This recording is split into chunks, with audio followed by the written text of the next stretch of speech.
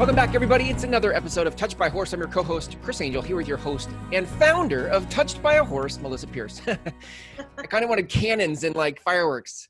Exactly. That would be amazing. I love that you're interviewing so many of our graduates, and they do such a great job with you. And so It's fun. Every once in a while I show up. Surprise. What's so fun too is like, you know, as you say, the herd, everybody has such big hearts to help and to serve. And I know that, you know, good people know good people. Mm-hmm. And I would imagine that a lot of friends, family members of the people we've interviewed are out there sometimes thinking, I'd like to help people too. And there's something stirring my soul where this work is so fascinating. So I think it'd be fun to talk today about how do people know if this work is for them, like to get involved in this kind of work? Mm-hmm.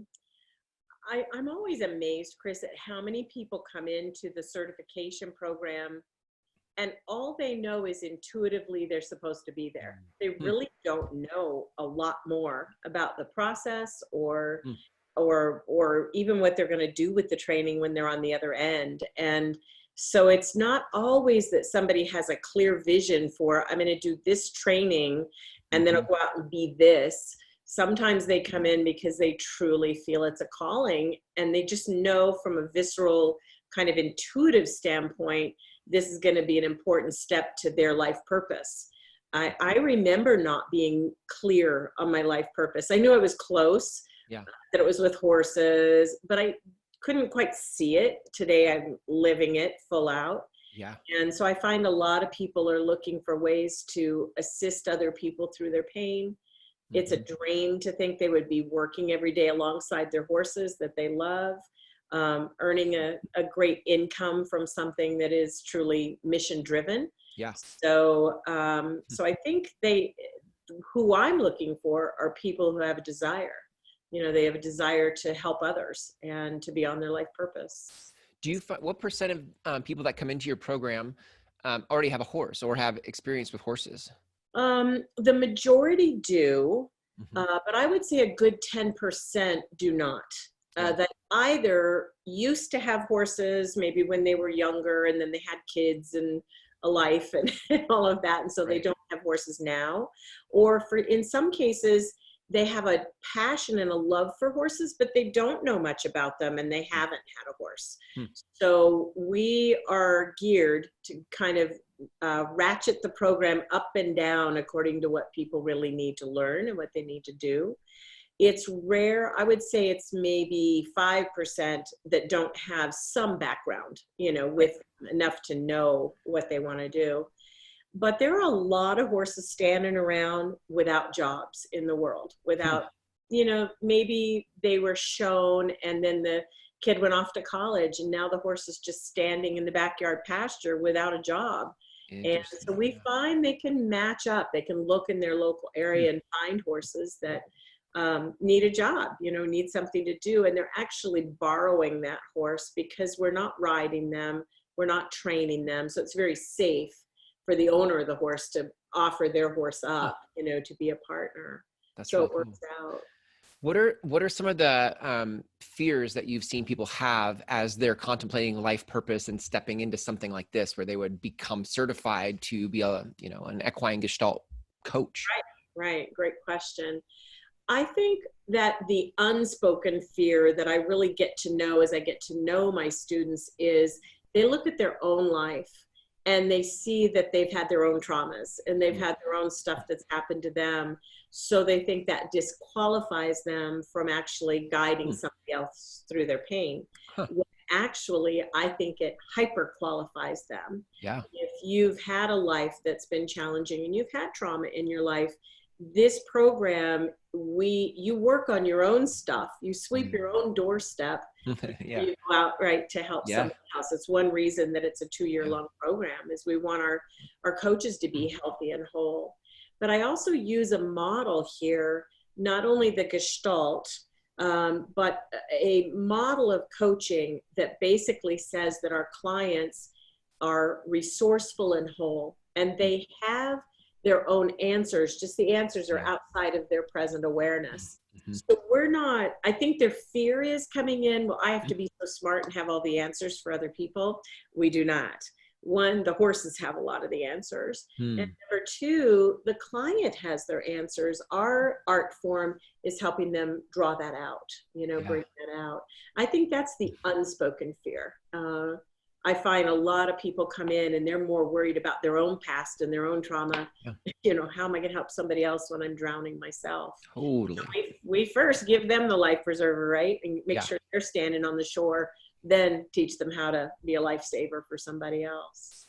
I really love that because I think that's part of the human condition where we often judge ourselves as not leaders or judge ourselves as not qualified for whatever Right. based on whatever story we have from our past. But I love this idea that we all have our own answers. And it sounds like and this is super simplified, I'm sure oversimplified, but you really teach people how to hold space for others to have their own answers. So it's not even about what you say, True.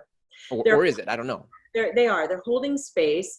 I do believe the body speaks the truth and speaks it faster than the mind does. Hmm. So our coaches are highly sensitive, aware, and trained, and so are the horses, Yeah. as to the unspoken, unfinished business that people have going on. So we identify that and then help bring that out, and voila, the answers are sometimes locked in that part. And so many times let's say somebody has any form of trauma, a severe car wreck where someone was killed, I mean, anything in their background, and it's unfinished. That memory, while it's not a memory they carry with them every day, is not just in their subconscious mind, but it's in the cell of their body. It's in every cell of the body. So oftentimes the body speaks first, and that's what they learn, is how to help people identify that, see where that's coming from, Yeah. how it's perhaps holding the client back. The words that are coming to mind for me are like, it's so empowering because someone is finding their own answer rather than always looking outside themselves. You get to hold space for them to find their own answer, which I love.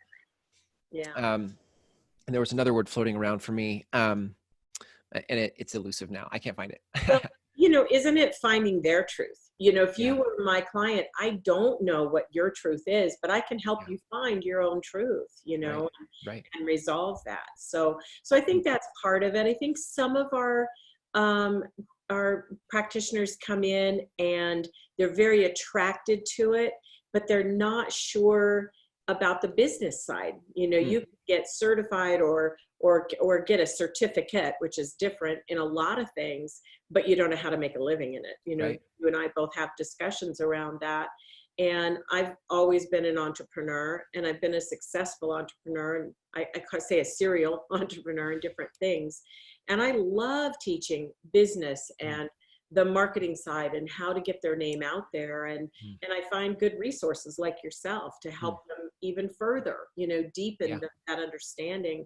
So that fear kind of goes away. As soon as they get into the program, the light bulb comes on, like, wow, this is going to help me really figure out not only how to do this beautiful work, but how to get myself out in the world, how to get my name out in the world. Right. And I'm not sure which is actually harder for people to learn. I think my method is, but sometimes I see them struggle more, with getting out of their own way to get their name out there in the world. So. They're both, I'm sure, really ripe environments for people to do some work, getting certified in your process is one place to go to work. And then, having a business, launching it, growing, it's a whole other place to go to work. And the things that come up for people from their past as they're trying to, grow a business. And absolutely. And their family members, your siblings remember when your lemonade stand didn't do so well, when you were 5, like you couldn't sell any lemonade when you were 5. How are you going to, so families aren't always as supportive and empowering as we hope, and spouses aren't, and friends aren't, because they carry a lot of history with the person. I don't. So I see them as whole, capable, lots of potential, and really wanting to live to their capacity in their life. So, we start fresh here, and they learn everything they need to learn to get out there and make it happen. It's up to them to take action. I can't take the action for them, but I can do everything but.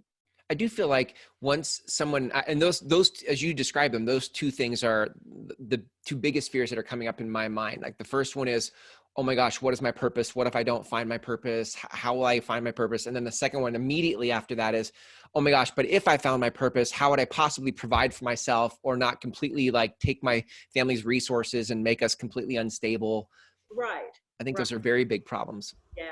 or fears. And I think in the beginning that I actually, in the early years, we're in the 12th year of our certification program, like 37th of me doing the practice. Wow. But I think in the beginning, I didn't um, put enough emphasis on the fact that I am not trying to have people come through 2 years of training and step out into a fully formed practice, right? That's, Mm-hmm. I mean, I spent years cultivating my database and my Right. practice and my people. So today, and probably the last 6 years or so, I've put a lot of time into making sure they understand if they have a full-time job, keep Yeah. it. Build this in addition to it, then Mm. cut that if they can to half-time, then let go of that and come Nice. over, come over to this. Yeah. So I think a lot of entrepreneurial, endeavors, that's part of what they try to help people understand is it's all about how many people you can reach and how Yeah. authentic you are in getting your message out there, for them.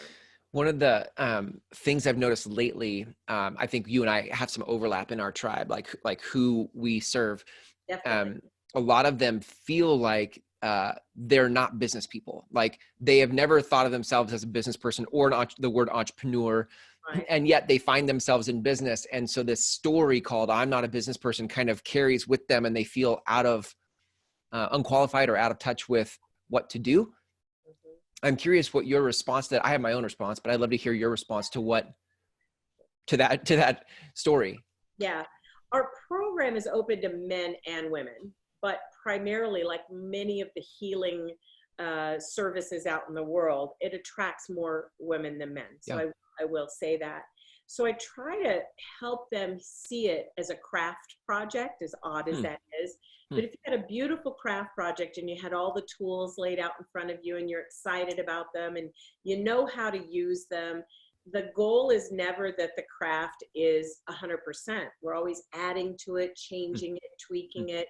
If this didn't work out, we're going to tear the seam out or tear the whatever back apart Yeah. and do it again. Hmm. And so to not be so afraid of it, to really have fun in the creative Hmm. nurturing, the growing, of it and Hmm. not put so much of a pass fail. A lot of people have a pass fail. Yeah. Right. Good And point. you're right. So many people come from a world I don't come from, which is job, which is journey of the broke or just over broke, Right. right? Right. Right. Yeah. Yeah. They're used to trading their time Mhm. for a set of certain things somebody asked them to do. I have employees, it's the same for them. Yep. Here's what I want you to do. Here's your paycheck on Friday.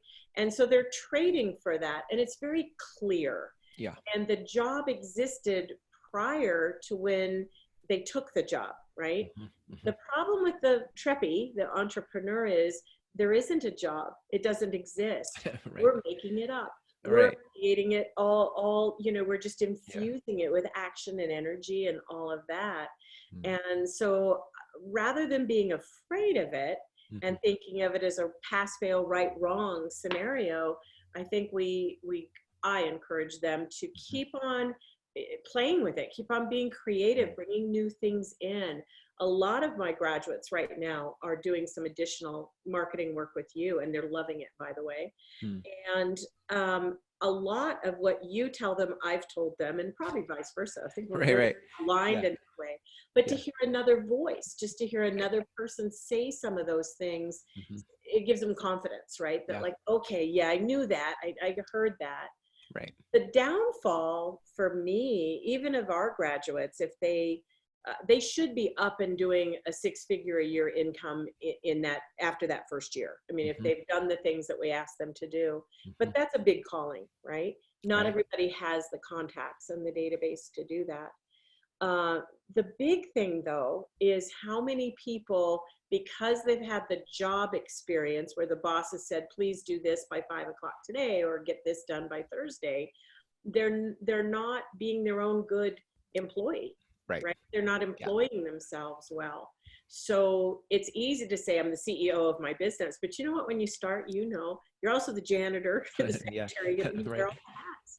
And action is success. It's really 100% to me is you've got to take action. Even if you take action and it doesn't work very well, Right. that's okay. You Yeah. take a different action the next time. Yeah. But any action almost is better than inertia and being Yeah. gripped by fear. I think when people pair, uh, when they do the work of finding purpose, Hmm. which they're finding in the certification program with you, like when they go through the part of finding purpose, that brings this extra tank of fuel, this extra reserve of energy to tap into that. When it gets hard, because I mean, being an entrepreneur isn't easy. I wouldn't want to say like, oh yeah, it's just a, Oh yeah, piece of cake. yeah, There's obviously work, but when you're tapped into something that feels like it's important work and it yes. makes a difference in the world, you just have a whole new context for Mhm. why you stick it out, why you keep going, because of the difference you're here to make. Yeah, and finding the why, right? That's said so Totally. much to entrepreneurs, but it really is true. So those tough days, you go, oh yeah. It's so rarely what the job person thinks that it is, because Mhm. the job person has been in the mindset of building somebody else's dream.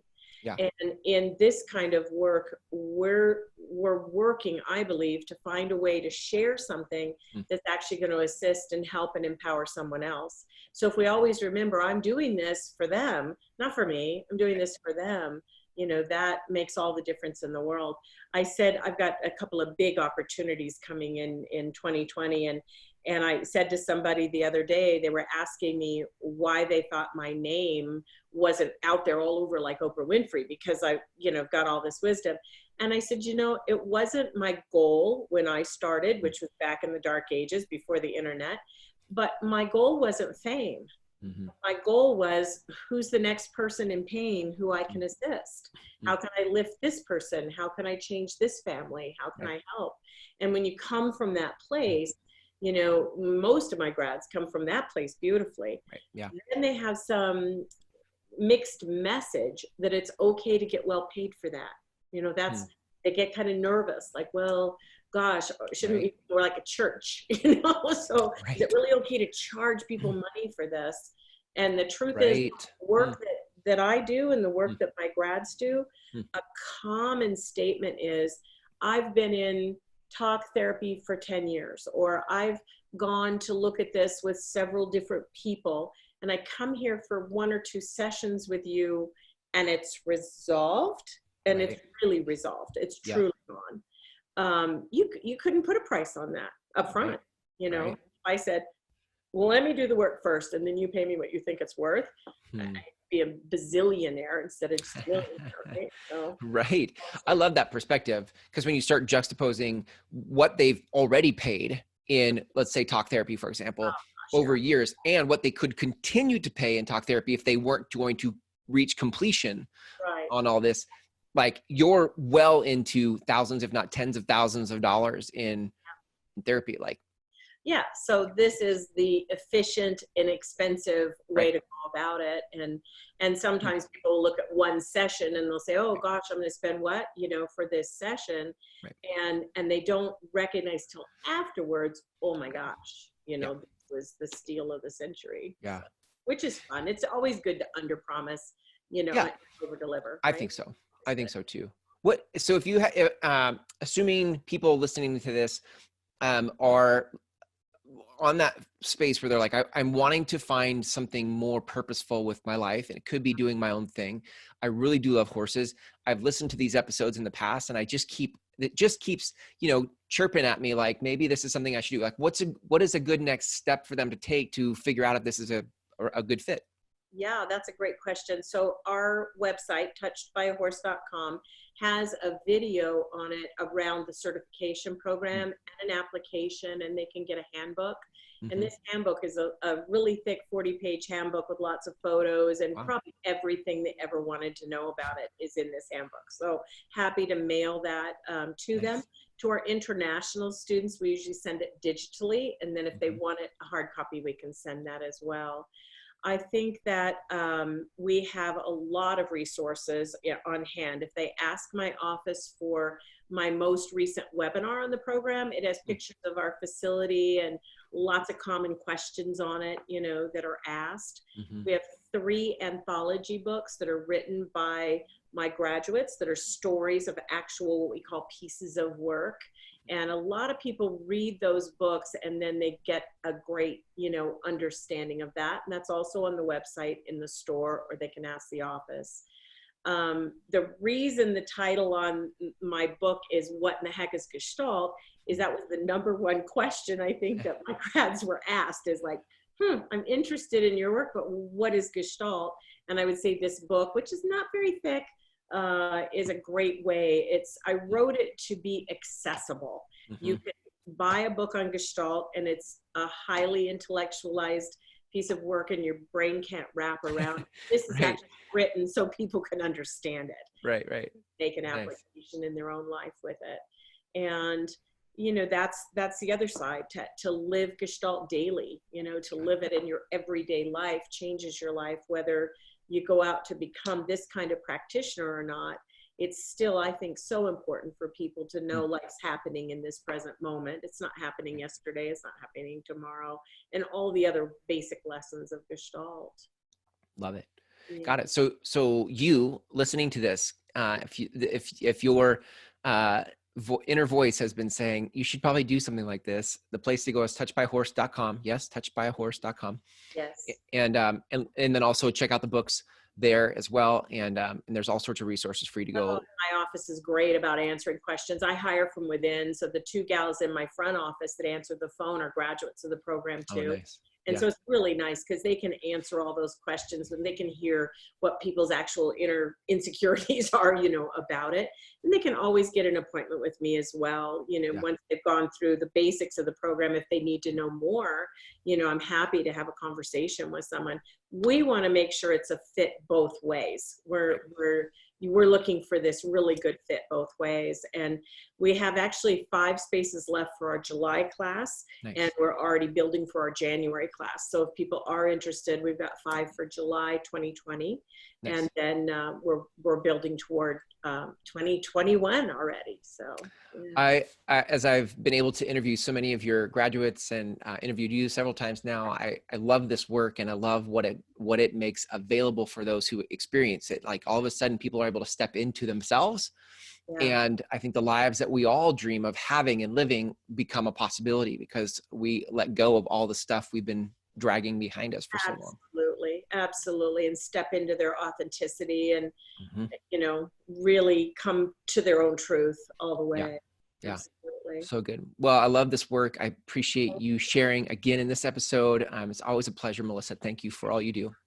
I want to say one more thing, if I may, Chris. We're going to do a symposium this year, September 11th, 12th, and 13th here at my ranch. And the idea is there are a lot of people that say, I just want to see the work.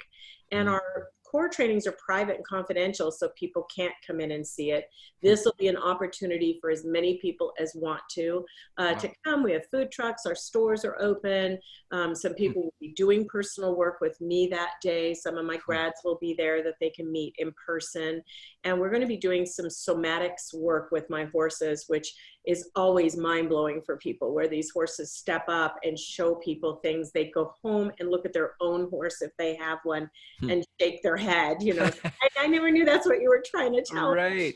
That's amazing. It's going to be a really fun weekend. And we're just starting the marketing push on that. So it's not on my website yet. They can call the office for information and then just be watching our email and get on our email list so they can get an invitation to the symposium. Oh, that's perfect. It's so cool. Yeah, I think it's really neat to actually see it in action. It's really cool. I've seen a couple of videos now of that and I think it's really interesting. So go contact the office at Touched by Horse for information on the symposium. And again, touchedbyhorse.com is where you guys can go for all the contact information. Melisa, again, thanks for being here today on the show and it's great to see you again. Thanks for all you're doing. Thank you so much. Thank you.